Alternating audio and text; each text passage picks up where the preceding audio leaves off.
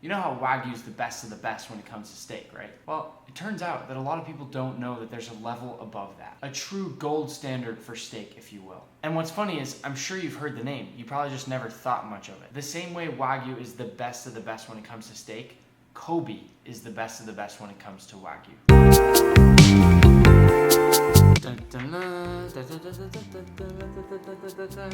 Ooh.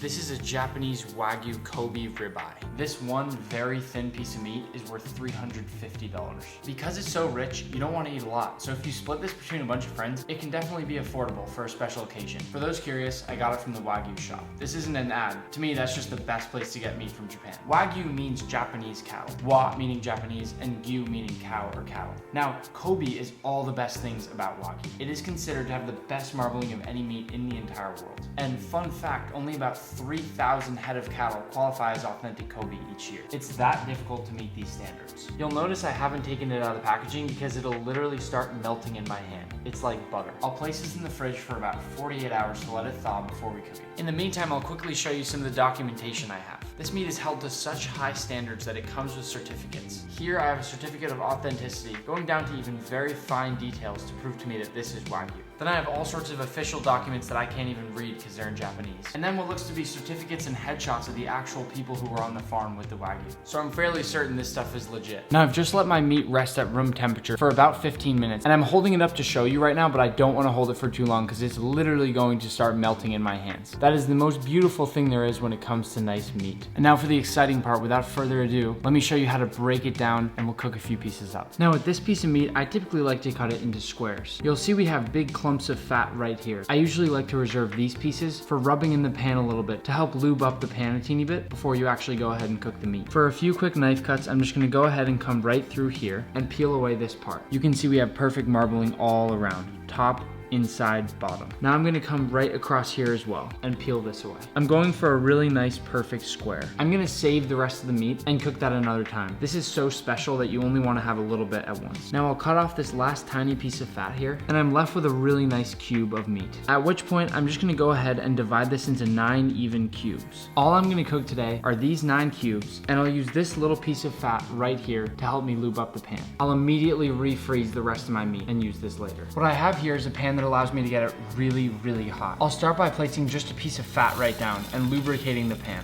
Now that our pan is nice and well lubricated here, I'll take this off and set it aside. We'll bring the temperature of our pan up until we see just a little bit of smoke, after which I'll lay down my Wagyu cubes and add a little bit of homemade flaky salt to the top of each one. There's gonna be a lot of smoke here, but that's okay.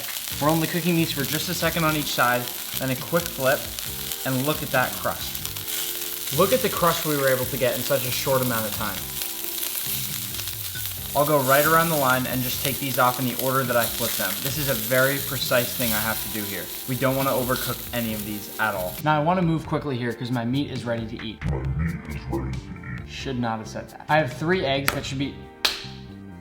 No, the poor little egg. I have 2 eggs that should be perfectly sous vide, and I'm going to gently crack them on my special egg plate. And that's what I'm looking for. This part is irrelevant to me. I want that perfect yolk. Let's take a look. What we have here is a perfect custardy-like egg, and that is what I'm gonna rub on the steak. I'll crack the other egg, break open our yolk, and now on each piece of meat, I'll lay just a little bit of my yolk, one at a time. This yolk is almost a taffy, caramel-like consistency, and there is only one way to get this with eggs, and it's that perfect sous vide. And once I've done this, we have to pair the best with the best. So I have a little bit of caviar. Normally you should use a caviar spoon, but I'm gonna be a little bit lazy and go ahead and just take a little bit of caviar on each piece of meat to finish the job. Remember, this will give me a little bit more salt in each bite, which is exactly what these bites need. If that right there isn't the perfect bite of meat, I just don't know what is. This plate looks absolutely gorgeous. It's elegant, it's simple, it's beautiful. And I can only really wish right now that a couple of you watching were here to help me eat these. Let's go.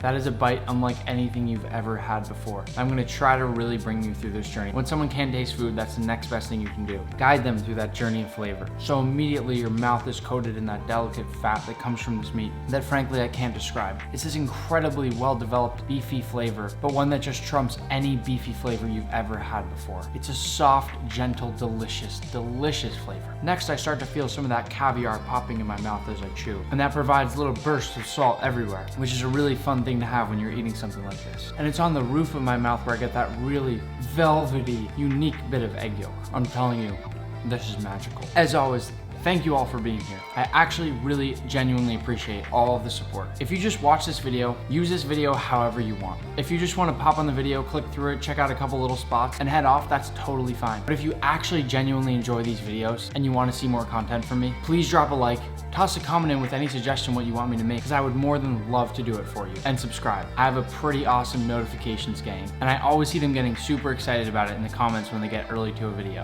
So think about joining that gang too. I'm gonna go try to figure out what to do with the rest of this steak.